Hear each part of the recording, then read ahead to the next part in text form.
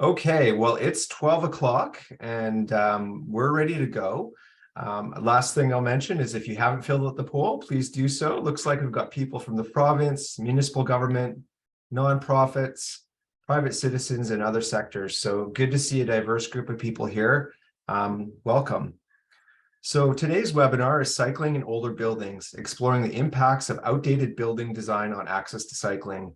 And this webinar is brought to you by HUB Cycling and Translink.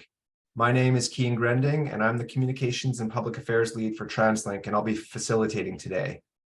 So who are we? Well, Translink is well known for delivering public transit in the Metro Vancouver region, but what a lot of people don't know is we're also responsible for planning, managing, funding regional transportation for all modes, and that includes cycling. HUB Cycling is a nonprofit charitable organization whose mission is to get more people cycling more often, which they accomplish through advocacy, education, events, research, and consulting. For more information on HUB, visit bikehub.ca. All right, so we've taken care of the poll. I think if we can advance the next slide, please. Before we begin, on behalf of Translink and HUB, I'd like to say that we acknowledge, respect, and celebrate the Indigenous nations on whose treaty and unceded territories we are fortunate to live, work, and operate. In working towards a better transportation system in our region, we have a role to play in supporting reconciliation with Indigenous peoples. And speaking personally, coming from Treaty 6 land, I'm very privileged to be able to be here to live, work, play, walk, bike, and roll on these incredible territories.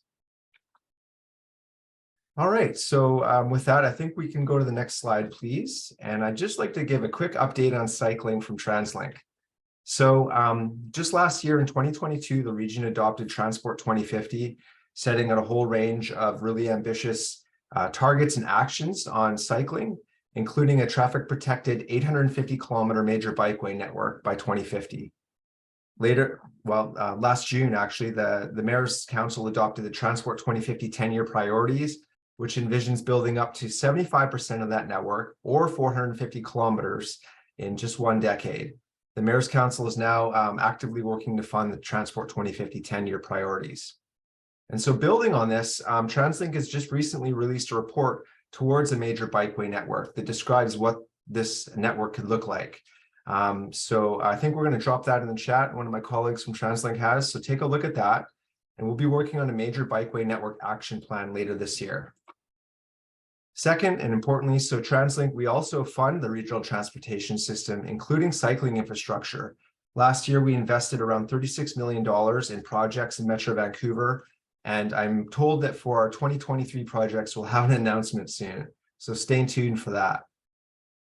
Third, we just released a design guide for municipalities and road authorities on rapid implementation bikeways. And this is really exciting work, because what this means is it can help us get good cycling infrastructure in place soon. I think there's a link to that in the chat as well if you want to take a look. And lastly, check out our Bike and Ride on Transit page for info on our bike parkades, our on-demand lockers, and how to use bikes on the system, such as bus or SkyTrain. Okay, so that's Translink. Let's move on to a few housekeeping items before we begin.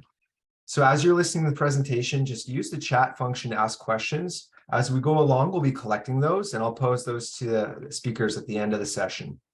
And as a reminder, so this session is being recorded, and this recording will be shared with you in the future. So we just ask that please don't record this meeting and do not share sensitive or personal information in the chat. Okay, with that out of the way, it is my pleasure to introduce Jeanette Steinmann, a PhD student at the UBC School of Kinesiology, and Timothy Welsh, Director of Program Development with HUB Cycling. So Jeanette and Tim were part of the research team that worked on this project, which is a collaboration between HUB Cycling and the UBC School of Kinesiology and Center for Sport and Sustainability. And I know there are a lot of other groups and individuals involved in this research too, and we'll thank them as well towards the end. So what's interesting about this is we're not aware of any comparable studies in North America. So this is groundbreaking work in some ways. And the question is, why is this important? Why is this important? Well, who amongst us hasn't lived in an older building or known someone who has that had poor cycling, safety, security, and storage. Speaking personally, it was around 3 years ago to the day that I was living in an older building and my e-bike was stolen. It was a 1980s era building and I had 5 layers of security, but I lost my bike. Thankfully, due to Project 529, I was able to get it back. But this is a big problem for a lot of people, and this is especially in a time when bikes are getting more diverse, thinking about electric bikes and cargo bikes and trikes and all the other diverse vehicles coming online. And so TransLink does take this seriously. As I mentioned, Transport 2050 was adopted last year. We have an action in Transport 2050 dedicated to building better bike parking requirements in both new and existing building stock. Okay, with that out of the way, so let's dig in. The full report and summary is available on HUB's website. We'll pop the link in the chat and we'll send it out in a follow-up email as well. Jeanette and Tim, the floor is yours, so please take it away. And as a reminder, if you have questions, please pop that in the chat and we'll get to those towards the end of the session. Thank you so much, Cian. I really appreciate that introduction. Thank you, everyone who's come to join us today. HUB Cycling is, we're very pleased to have the opportunity to share this research. We think it is important. You'll learn more as we proceed through this. My e-bike also got stolen from my older building a couple of years ago, but I never got it back. So you got yours back. Good on you, Cian. So I'm going to now share our presentation on this. I will begin presenting. Jeanette will explain in the middle of the process about the role that she and Donna and her supervisor Brian did from the kinesiology team at UBC, and then we'll finish wrapping up around some of the recommendations. So you are hopefully seeing the beginning slide here. All looks good. Great. All right. So so thank you so much, everyone, for taking the time to learn about this unique research. The barriers to cycling posed by the design, equipment, and rules and policies of older buildings are substantial. We're pleased about the opportunity to conduct this research and to make our findings as broadly available as possible. There are many stakeholders related to buildings developed before bylaws mandated sufficient and accessible bike parking related amenities. It's our hope that this research will generate discussion and, more importantly, action amongst all stakeholders to improve cycling accessibility for people living and working in older buildings.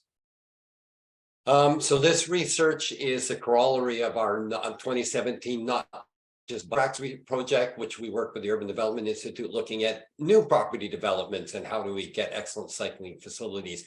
But since we did that, we regularly heard from tenants and managers and other people with older buildings seeking our guidance on how to make improvements, and we really had nothing to offer. It was quite frustrating and concerning because it was a very regular thing. So we had the opportunity to do this research. We certainly didn't see any parallel research, as Cian mentioned.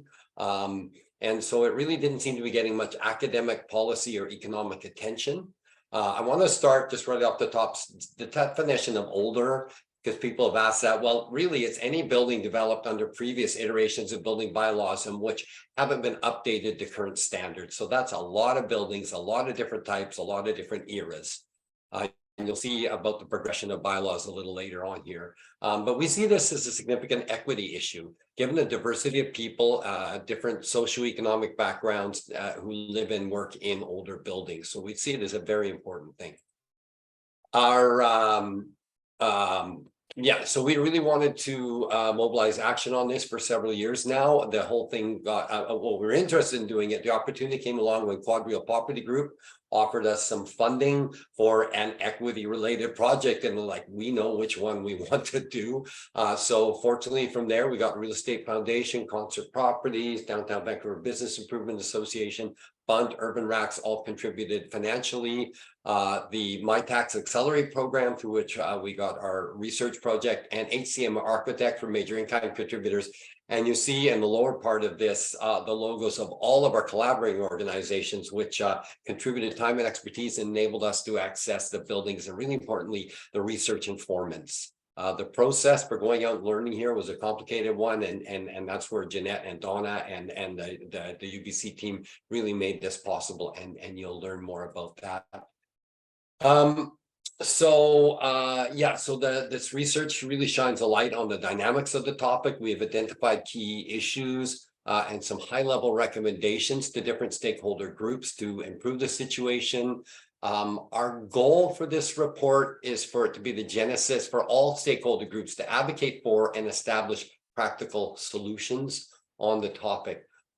So you'll see that there's a lot of different groups we are aiming this to. So certainly government, all different levels of applicable government, so municipal, regional, provincial, building owners and managers, social housing and social and affordable housing providers, strata councils and owners. That's a big one. Stratas play a major role in this, co-op boards as well, architects, engineers, construction contractors, and residential office and retail leasers. They're all different players in it.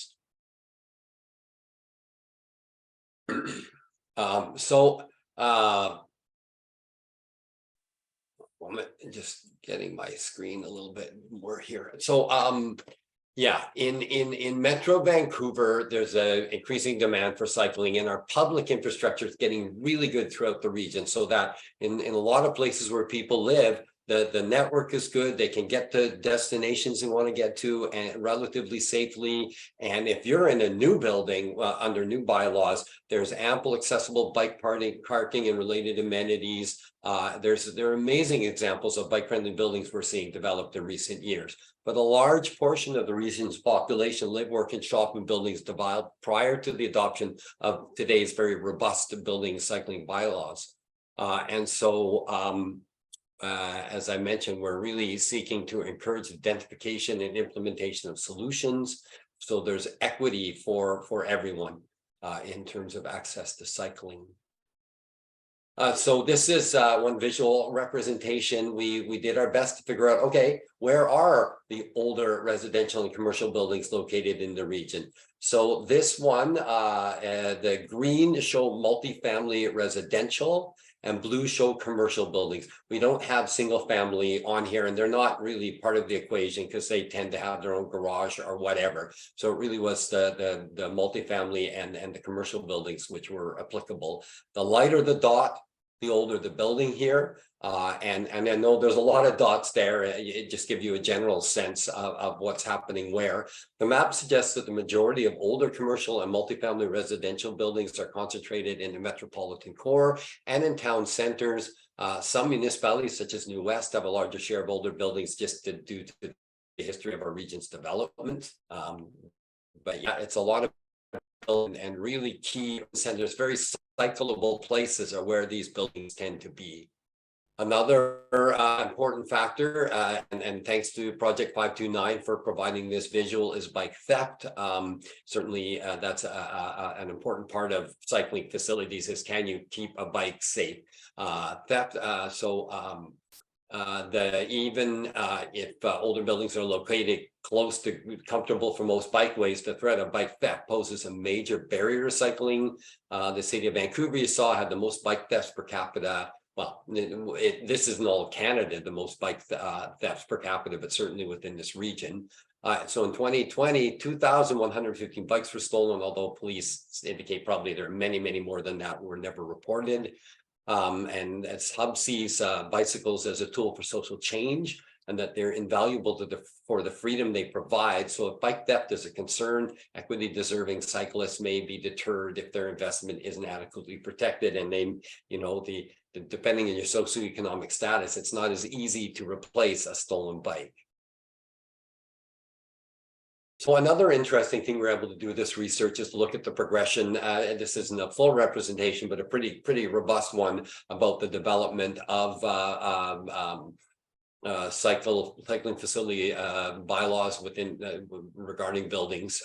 So 1995 is when the first ones started to emerge. So buildings prior to that, there was no requirement. That's a lot of buildings in the region where there was no requirement for any kind of cycling facilities. So starting in the mid-90s, we saw that that things starting to progress. So in 1990s, it was just very basic bike parking requirements that were put into place. We see as we progress through, by the 2000s, there were more details and nuances in cycling related bylaws, starting to require them for multifamily residential, looking at the difference and providing both long-term and short-term. So visitor parking as well as longer term, like tenants or people working in the buildings. Clarifying design for security, ensuring bike parking spaces were located in accessible places, not down on parking level 6 in the armpit spaces of the building where you couldn't put anything else, but at somewhere where they were really accessible, and starting to look at requirements for transportation demand management. By the 2010s, as the municipalities and other levels of government defined goals of increasing active transportation cycling, so suddenly they all wanted us riding our bicycles, then we saw a real increase in bike parking spaces become a focus. And by this time, every municipality adopted some form of cycling related building bylaws. And getting through to current times, and we're now addressing oversized bikes, electrification, change rooms, accessibilities, bike wash and repair spaces. Here, kudos. All the municipalities are doing great work, but City of Coquitlam updated their parking requirements in 2021 and really provide a model of what can be done. So kudos to them. So at this point, I'm going to hand things over to Jeanette. Jeanette and Donna, with their supervisor, Brian Wilson, designed and went out and did work for our qualitative research with a lot of talking to people, a lot of looking at case studies. And again, if it wasn't for their work, this research would not have been what it is. So anyway, Jeanette, carry on. Thanks so much, Tim. And thanks, Keen, for moderating this as well. Just a quick reminder that if you have any questions, feel free to just put them in the chat and we will address them at the Q&A after. So with that great background and some contextual information that Tim provided, I'll jump into an overview of some of the qualitative research that took place as a key part of this project. So as Tim mentioned, myself and my colleague Donna Cumming were hired from UBC to undertake some qualitative interviews and focus groups with people who live and work in older buildings in Metro Vancouver. Our research was guided by the following research questions. What are the core accessibility issues and impacts related to older buildings and cycling? What are the key equity issues related to older buildings and cycling? And what are some potential supportive policies and best practices for improving older buildings cycling facilities? So we conducted 16 interviews and 4 focus groups with over 30 people in total. This included people who live or work in older buildings and who cycle, as well as building managers, owners, and staff, and a few urban planning experts for some contextual information. Most of the interviews were conducted in person at buildings so that we could get a sense of the cycling facilities, and focus groups were conducted virtually. You can see from the graph on the right there that we included a variety of different building types in our sample. So industrial, office, and residential rental, co-op, strata, and social housing were all included. And we spoke to people in Vancouver, Burnaby, New West, and North Van. Tim, if you could go to the next slide, please, that would be great. Thank you. So we transcribed the interviews and analyzed the data using thematic analysis, and we organized the findings into 2 themes, which you see here. Barriers to cycling for older building users, so primarily people who live and work in older buildings, and barriers and facilitators to upgrading cycling infrastructure for building owners and managers. I'll go into some detail about each finding in the following slides and provide some examples. But first, a little foreshadowing here with the pictures. We heard from many residents about the challenges associated with needing to store their bike in their apartment, a challenge many of us have probably faced. And this is due to a combination of factors. Typically, I'll get into some of those in a moment. And as the picture on the right illustrates, we also heard from many building managers about space-related issues they encountered balancing bike storage with general storage and car parking. Tim, if you could go to the next slide, please. So expanding on the first finding now, the three main issues that building users who we spoke to encountered were, firstly, barriers related to building infrastructure and bike rooms. This was kind of the primary barrier, involving buildings with no bike room at all or inadequate cycling storage. I'll share an example in a moment, but this often included things like structural design that was not built to accommodate bikes or that is inaccessible to different bicycle types, and a lack of cycling amenities from, simply a bike pump all the way up to like showers and change rooms. Also, safety and security concerns were prevalent among older building users who often had to come up with their own theft prevention measures when bike rooms were not present or were not secure enough, such as bringing their bike into their own unit or their office sometimes. And this kind of directly relates to the next bullet point around bike unfriendly building policies. Many buildings had a no bikes in the building policy, which, for instance, in an office building prevented some participants from cycling to work as they did not feel comfortable storing their bike in the bike storage provided. So while we found that these three barriers were really common in the range of different buildings we investigated, overall, we found that these issues were amplified for people with low incomes, seniors, people with disabilities, and people with physical limitations. So for example, without secure bike storage, social housing tenants were forced to store their bikes in their unit, which was especially challenging in small SROs, that might only be 350 or 400 square feet. And additionally, structural design limitations, such as like a really steep ramp out of the car parkade, was a major barrier to adaptive cyclists, for instance. So next slide, please. So this example encompasses these three main barriers I just discussed. This co-op building had no space for bikes in their underground parkade. So they installed a pole and a few other poles around the car parkade, and people could lean their bikes up against the pole, and, sort of the closest bikes could actually lock them to the pole. And this resident says, we have more than 50 bikes in our parking, but they're all kind of just leaned up against each other like a domino, and it takes her quite a bit of time to get her bike out to use it. So obviously there are multiple challenges here. We see that these bikes are pretty susceptible to theft, and this building also had a no bikes in building policy. So in contrast, and on the next slide, please, and this kind of transitions into the second finding, this office building downtown had the space to convert an area of the car parkade to secure bike storage, featuring a variety of security features, including floor-to-ceiling mesh and metal bars, a fob that was easy to access, and inside the room, bike racks were nicely spaced, allowing for ease of access for different bicycle types, and people were using the racks correctly. So a more positive user experience overall. But how are some buildings able to provide these nice facilities for occupants?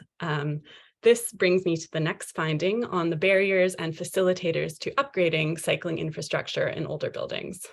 I'll just take a sip of water.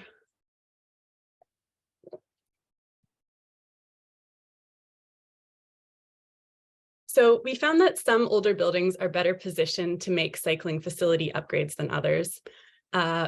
Buildings that have more monetary resources, more time of their employees, and more physical space often were better positioned to upgrade their cycling infrastructure or install it. We found that residential buildings overall needed the most support in offering cycling facilities for occupants. But we found that there is major demand for cycling facilities, and this motivates building owners and managers to provide when they have the resources, time, and space.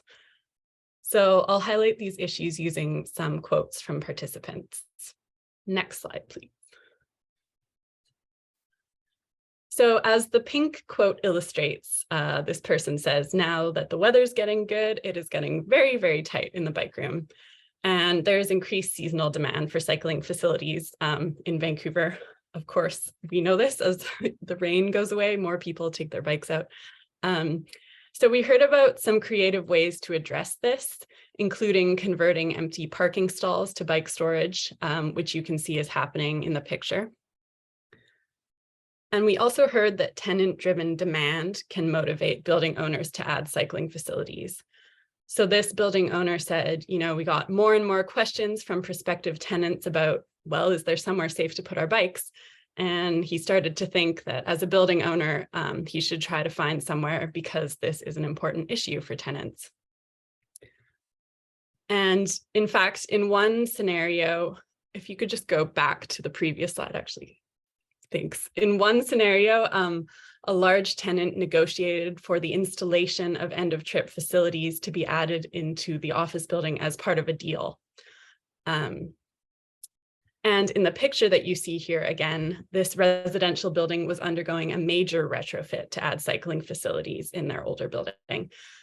This was quite a lengthy process involving city permits and quite a bit of time. The report goes into this in more depth, but in the photo you can see that's their temporary bike storage. So we also heard a lot about the future demand for cycling facilities. Building owners and managers widely acknowledge the need to keep up with future demand for cycling facilities. Many noted the need to install e-bike charging stations in bike rooms, as many upgrades are going around the region currently taking place for electric vehicles in car parkades. Why not add bike charging stations as well? And many expressed the need to accommodate a range of bicycle types in bike rooms, sort of like the unique bicycle you see there. And overall, there was acknowledgement of the broader societal benefits of cycling and the hope that buildings use cycling facilities as a way to attract tenants, as this quote illustrates. So this person is talking about the triple whammy benefit of cycling, that it's cheaper, better for the environment, and you get some exercise in, and sort of the hope that with increased demand, developers and landlords will hopefully want to build in cycling facilities. Next slide, please. So in sum, occupants of older buildings face a variety of barriers to cycling, and there's extensive demand for upgrades. We found that buildings are differently positioned to make these changes, and currently there's an inequitable distribution of cycling infrastructure in older buildings of different types and eras. And based on these findings, we suggest a variety of practical solutions and policy recommendations designed to support the range of capacities of different buildings, with particular attention to those who have the least access to cycling. So I will pass it back to Tim now, who will go over some of these recommendations. Yeah, thank you, Jeanette. And I'm not sure if Donna and Brian are both tuned in right now, but thanks to the whole UBC team, because getting access to, getting informed consent through to senior staff of major companies to residents of a wide range of buildings was quite a process. It really was a long and what should we say, exploratory venture, and we did it. Like, we're really happy with what we attained. So I also want to acknowledge the HUB Cycling team that worked on this internally, along with myself. There was Chelsea Cran, Emily Bardutz, Tim Davidson, and Gavin Davidson were all part of the team that worked on this. So this was a product of HUB and UBC together. Now, our policy recommendations, now, as with all such preliminary research, and again, no one else seems to have looked at this issue. We saw a few that were related, but no one had looked at exactly this anywhere, much less in this region. So it's a new topic area, and the study highlights issues which need a deeper dive regarding research, policy development, and identification of best practices. But we're really happy with what we got, and I'll review for different stakeholders what some of the recommendations are. They're very high level recommendations at this point, and ask you all to dig into the report themselves. On our website, there's a full report, and there's also a summary version of the report on the HUB website. Very easy to find if you just click on the research tab. It's there together with our other related cycling related research projects. And so, but I'm going to dig into this now and show you some at the high level, some of the recommendations to different groups that we've identified. So building owners and managers, there's a lot about repurposing existing space. Now, depending on the building, that's more or less possible, but it is about a trade-off. But we also see that, in particular, car parking space is one where there's less demand than there used to be, and it's also seasonally possible to either you could permanently or on a seasonal basis repurpose car parking space, also underused storage space, make it multi-purpose storage, or just find some way to repurpose storage space for cycling. Install long-term parking in real secure locations. Of course, because as we said, theft is a big issue. You lose your bike once, that may be it for you. But also visitor parking is really important, and that it be in covered locations. So visitors don't have their bikes sitting out in the rain or whatever conditions. I mentioned already seasonal parking. And so we're really recommending that in some more commercial buildings. And that there are ways to do that with modular bike parking. And other approaches. When adding bike parking, again, accommodate larger bikes. We're really seeing the advent of electric bikes, cargo bikes, family bikes, and also adaptive bikes for people with different abilities. And related to that, basic amenities. So you can't ride your bike if you can't keep tires pumped up, if you can't do basic repairs. And washing bikes is important. People are very upset. Bikes make places dirty. Well, let us wash them then. Give us a chance to wash them, so that when we do bring them into the building, they're not leaving a big mess. More, I get a second slide here for building owners and managers. So monitor bike ownership so that abandoned bikes don't use up valuable parking space. And that's a challenging one. You got to stay on top of it. But we have had stratas and building managers approach HUB saying, what do? We got a bunch of bikes we know are essentially abandoned. So there are ways to, there's even organizations that'll come in and cut the locks and take those bikes off your hand, and you can clear up all that space for people who are currently cycling. And those bikes will go to good causes. Add lighting to dark bike parking areas and access corridors and wayfinding signage. So safety and accessibility is a big deal. And things like, when I'm coming to a door, I've got my bike, maybe I got my kid in the back, I got my backpack. I really want to just wave my hand or push a button and that door will open so I can go through. And we've even been to places where they've upgraded where lights come on automatically as you walk down the corridor. It's like you can do a lot to make cycling a whole lot more accessible, and it's a lot cheaper than making car driving accessible. Where possible, really separate bicycle and car traffic within buildings. Kind of obvious one there. Use notice boards and online message boards to communicate with cyclists, encourage and create a sense of community. Cycling builds community, and there's a great way to bring your building tenants together by creating shared cycling spaces and community. Involve building users when planning cycling facility improvements. Quick anecdote, way back I cycled and someone who didn't cycle at all decided to put in some bike parking, and they put it in the worst place. It was scary. The bike got stolen like day 2 and none of us used it after that. And we started bringing our bikes back into the building again. Talk to the cyclists to understand what's the best way to make cycling improvements. Building owners, managers, residents can advocate together to decision makers as well around making changes. Now, I really want to thank HCMA Architects. Their contribution was visuals for us, so we would talk to them about great ideas, and I've got a number of slides that they have provided to us to use in the report. So you've got some things in here about seasonal bike racks and car parking spaces, again, especially in commercial and office buildings. Best bike rack design. The inverted U is simple and effective. Really important things about wayfinding. So when I park my bike, I can see a map of my neighborhood, and maybe some resources are there for me. And even some basic information about how to fix, do tune up on my bike and be on the wall. Like, give resources and the ability for cyclists to gather the information they need in your building. It's not expensive, and it's a wonderful service. And a lot about security and accessibility. So security for the bike, but safety for the person is really key. And those two things are interrelated, but the safety for the person is obviously paramount. Now, moving on to another group, building designers and general contractors. So some recommendations there. For the design of the interior buildings for bicycle access, adapt doors and hallways to accommodate all types of bikes. And so again, longer bikes, wider bikes, maybe there's even a trailer on the bike. So, in some way that whatever kind of bike you're bringing in, you're able to access the space. Wash stations we've mentioned already.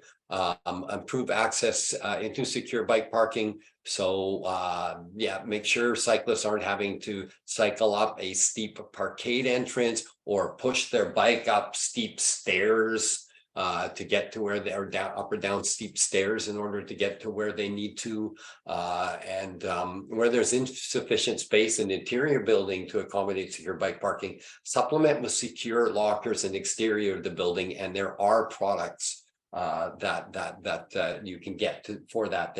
They keep the bike safe and dry, and you can use exterior spaces. I think if that's and we've got that in this visual as well. So in here you can see about ramp slopes, accessibility. Now, certainly for people on adaptive bikes, so people with disabilities using, say hand cycles and so on, a ramp is a big deal, but it is for a lot of people. So really something to consider.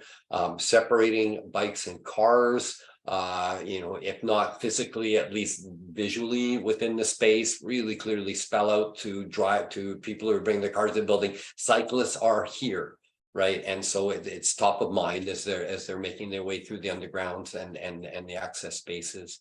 Adding so there's a visual here of outdoor bike parking lockers, which are available through local suppliers. Some more visuals here. So I mentioned about stairs, and in here you can see something called a runnel, and that's a little slot for your bike tires to go upstairs, so you're not ka-chunk, and they are very helpful. But nonetheless, you are talking about pushing a bike upstairs. Now, if I've got my carbon fiber road bike, that may not be a big deal. But if I've got my daily ride clunker mountain bike with all my panniers and so on, that can be quite difficult. They are a solution, not optimal. There's some information that HCMA have helped us visualize around ensuring that oversized bikes can be accommodated. So how sharp a corner, how wide a corridor. Bike wash station, there's a visual of a very simple bike wash station. It could be inside the building, it could also be outside the building just as you're entering. It's very helpful, both for not just for the cyclists themselves, but for everybody else in the building who doesn't like seeing the trail of grime down their hallway. Now to municipal governments.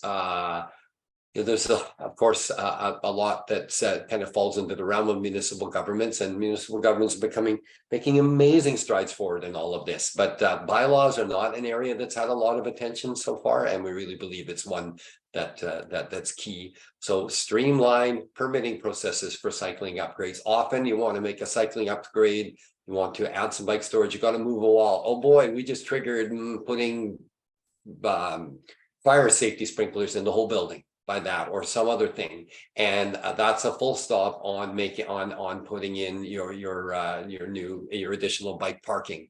So yes, of course, sprinklers are really important, but how do we figure out the way that upgrading for cycling parking and amenities is as simple and affordable as possible? Enact bylaws allow building owners to reduce motor vehicle parking beyond established minimums so that we can use that space for secure bike parking. Don't require more parking than is needed in the building. In times of change, buildings required a lot more parking in the past, and those parking spots are there. So older buildings there's an opportunity. We really appreciate some research that was done back in 2015. It was a UBC student who did it for the city of Vancouver. It's called Coming to a Stop, All Ages and Abilities Bicycle Parking in New Existing Development. And there is a bicycle parking retrofit. That was residential focus only, I believe, that one. But we just support that in whole. We see that as a corollary research to, or an earlier stage of research to this one. Mandate that bikes must be allowed in buildings when secure bicycle facilities are not provided. That's an example from New York City. It's actually a bylaw requirement, I believe, wherein it's office buildings, not residential. But if the office building doesn't provide bike parking, you have to let the person bring their bike up into their office space. Simple, and it's across the board. So that's every building owner manager has to allow that. Improve bike facilities for diverse bike types. We've mentioned that. Provide government funding for equity deserving groups, so that buildings where maybe the people of lower socioeconomic standing are predominant. Let's find a way, and where maybe rental amounts are lower, whatever. Let's find a way to support those buildings to make the improvements if money is going to stop it happening otherwise. Otherwise provide space for communal cycling amenities. Support that, not just the bike parking, but everything related to cycling. Got some more visuals from HCMA here related to that. So visuals about permanently repurposing space for bike parking. And how that could look using what where there were cars, there's now room for a whole lot more bikes. So that's parking for a whole lot more people than previously when it was just a couple of cars. Automatic door openers with easy activation, that's so important. And a lot about security for the person as well as the bike. So cameras, emergency response buttons, different things you can do so that people have that sense of personal safety. There's a building we were part of advising recently, and when you enter the building, there's cameras and you can see down in the bike parking space who's already there before you even go down there. And coming up as well, you can see who's outside the exit of the building before you even bring your bike up and try and leave. So you already know ahead of time who's there. And so there's a lot of sense of security and preparedness for that. That's a lot, but that's best practice. And it was just wonderful. And so lastly,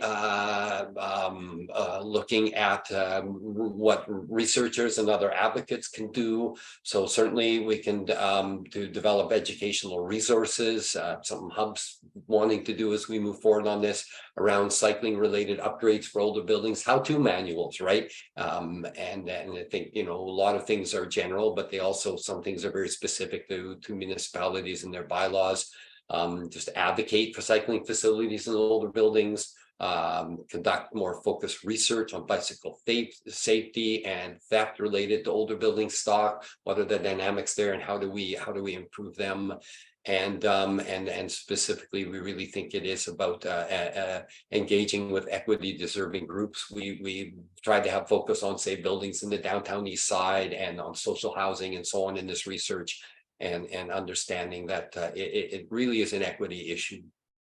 So that wraps up the presentation. Again, I really want to thank all the organizations, Landlord BC, Building Owners and Managers Association, Vancouver Coastal Health, Translink, so many partners who made this, who are actively put their time and effort into this. The Hub is so excited that so many people wanted to see this research done and facilitated it. So I'm going to stop sharing now and pass this back over to Ken and Kathy. Thanks. Thank you so much. That's so much good information, Tim. I love the rule where you have to be able to bring your bike into an office building if there isn't secure bike parking outside. That's a new one. That. Yeah. And Jeanette, those quotes resonate with my experiences living and visiting older buildings. So true. I think the statement is, we focus so much on building a network, but what happens before and after the trip? And that's what this is really about. So there's so many more people cycling now, 5, 10, 15% modal share in some parts of the region. Governments, building owners, managers, they can't ignore it. And I think the key fact, you can turn 1 car parking spot into 4 bike parking spots. It says a lot. So that was great. Let's get to the questions. If anyone has a question to ask, please put that in the chat and feel free to identify yourself. We've got a couple questions here already, but feel free to put some more in. So this question, the first one, comes from Jackie Chow, who's a volunteer with the HUB local committee in Maple Ridge and Pitt Meadows. The question is, municipalities have minimum requirements for car parking. Would owners of multifamily buildings be free to convert car parking spaces into bike parking, or would they have to apply for a permit from the city? The city is not defined, so I'm guessing that would kind of be contingent on that. But maybe I'll start with Jeanette, and if Tim has anything to add, we can go there. Jeanette? Yeah, thanks. Thanks very much for the question, Jackie. I can just speak to what we found in the study related to your question. We certainly found that, multifamily buildings did want to convert car parking spaces into bike parking. And sometimes this was actually quite easy. Like when, for example, if buildings were built like downtown in the 70s, they often had like an excess of car parking. So that wasn't a big issue.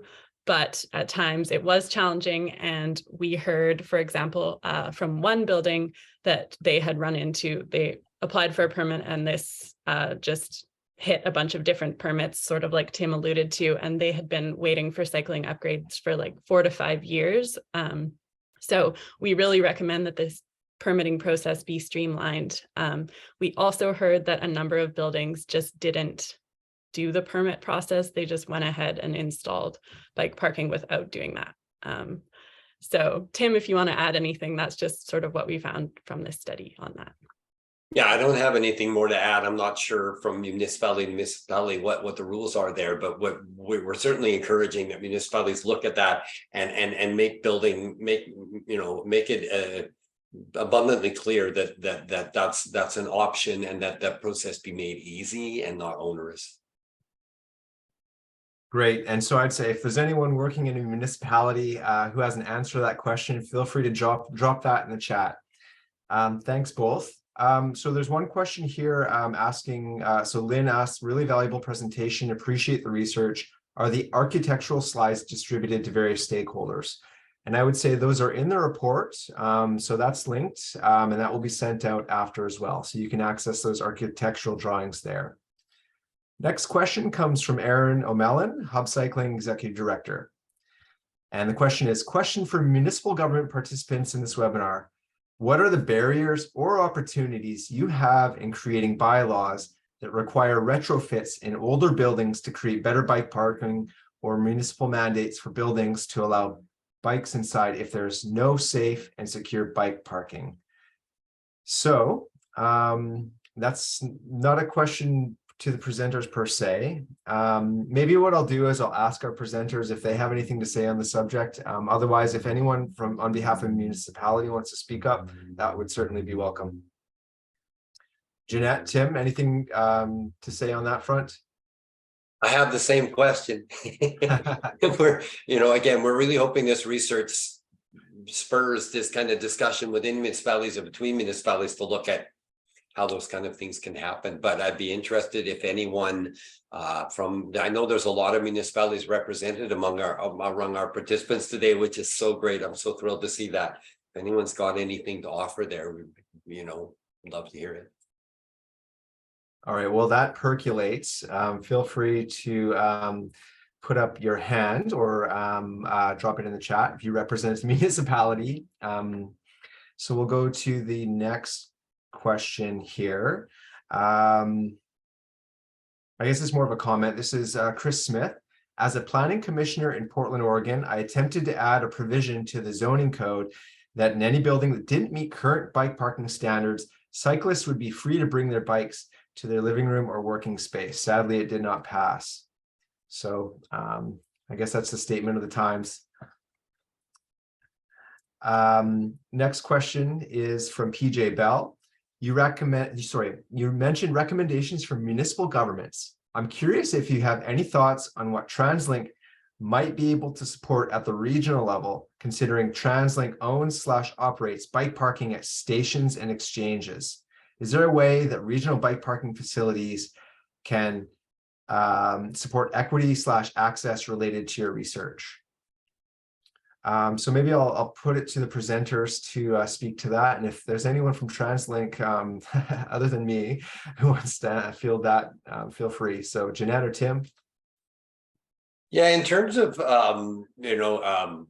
Translink's mandate and its policy levers, it really doesn't have any impact on private building areas. That's why we focus more on municipal government. The provincial government also can play an important role here regarding things like rules for stratas and what stratas are and not allowed to do around cycling and so on. I'd be interested to hear from Translink staff who are participating, what role Translink could play, but we just didn't see that they're in a place to impact private buildings. What they're doing in the public space is wonderful. Yeah, just to add to that, I think, this research was focused on older buildings, but we really did hear that every part on people's journeys is important. And so, for example, people cycling to the grocery store, talked about not feeling comfortable leaving their bike outside the grocery store because they couldn't see it and it might be a target for theft. And folks talked about using multimodal transportation to get to their destination. So I think Translink and the secure bike parking that they offer is really key. For making cycling more accessible at every spot in the journey, really.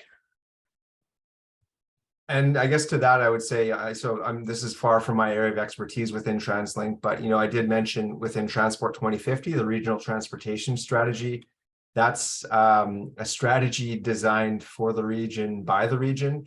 And so that was developed in lockstep with the municipalities. And I mentioned there's an action in there regarding ensuring there's minimum bike parking requirements in both new and older buildings. So I think Translink plays an important role in coordinating and convening and kind of getting the region as a whole to agree to these as a priority. So there you have it. A couple more questions, and again, if you have another question, feel free to drop it in the chat.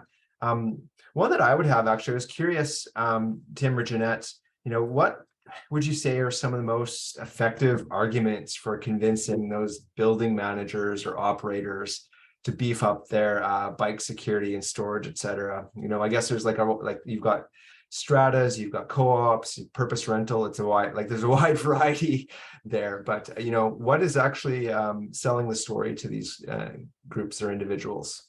I'd like to hear from both of you on that one, if I could.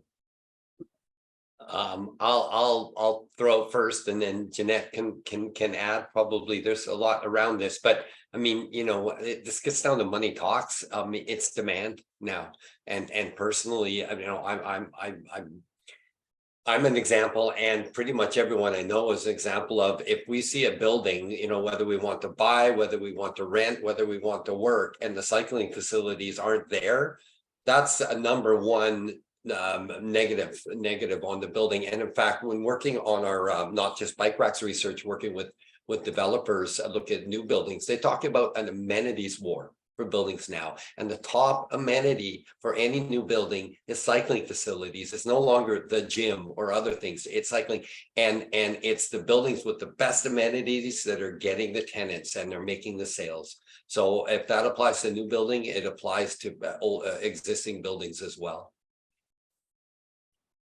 Yeah, absolutely. I think that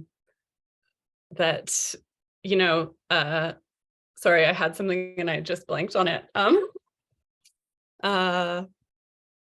Sorry, you might have to come back to me.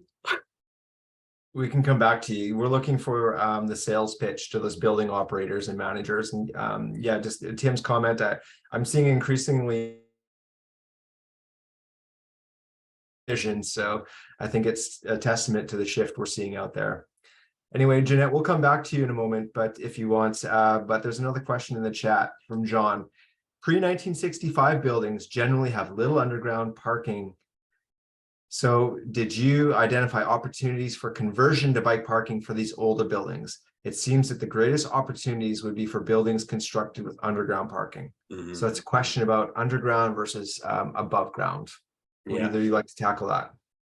Yeah, and you know, I mean, of course, it's a lot bigger challenge for those buildings, and you know, sometimes there's internal parking space, but this is also where a couple of other solutions come to light. Is if the is the outdoor lockers, the secure lockers, and you have to do with the related things, lighting and access. You can't just throw them in the back somewhere that's not great.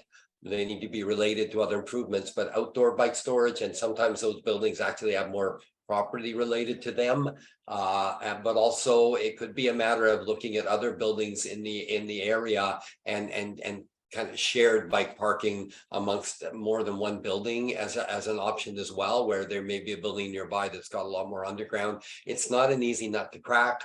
But those old buildings are what they are. There's lots of beautiful old 3-story walk-ups around the city, but they're some of the worst for bike parking. They're beautiful buildings, but they're some of the worst for bike parking. Yeah, I mean, we also found that a lot of those like kind of really older buildings are located in areas that are quite bike friendly. So folks sometimes didn't have cars anyway. So it wasn't actually always an issue that we encountered in some of those old buildings because sometimes people just weren't driving. Great. So I see there's some activity in the chat here. PJ Bell says, if there's pushback related to removing vehicle parking, there's some nice retrofit options for additional bike racks to secure these parkades that don't eliminate parking. Yeah, so thanks for those images, Tim. And actually, that reminds me of the building that I live in now. It's it's certainly very easy and affordable to retrofit a parking spot with a rack. So that's great to see. Okay, Tim. No, go ahead. Go comment ahead. on that? We're running out of time. Go ahead, Ken. All right, yeah, we're at time here. So, before we finish off, I want to extend a big thank you to both Tim and Jeanette for the presentation. And we want to thank you to the sponsors of this research project and the webinar. That includes Translink, Real Estate Foundation of BC, Quadrille Property Group, the MyTax Research Internship Program, Urban Racks, the Downtown Vancouver BIA, Concert Properties, and Bunt and Associates. And we also want to recognize there are a lot of people who participated in this collaborative research project: the Building Owners and Managers Association, Atira Building Management, BC Housing, Vancouver Coastal Health, Translink Metro Vancouver, the City of Vancouver, and HCMA Architects. We'll be sending a recording of this video in the next few days, as well as any additional resources, maybe some of the links that were dropped in the chat. And if you'd like, there's different ways to get involved in HUB if you enjoyed today's webinar. You can now join HUB as a lifetime member for minimum contribution of only $10. I'm a HUB member, and I recommend it to everyone else. The more members that HUB has, the greater their impact when they advocate for better and safer bike parking. Organizations can also join HUB as an organizational member or sponsor research in other ways. So we're at the end of this webinar. Our facilitators will leave the meeting open for a few minutes longer for those that want to leave any comments in the chat. Otherwise, I want to thank everyone for joining us, both our presenters and HUB Cycling. I wish you all a great day. And again, we'll send an email in the next few days. Thank you.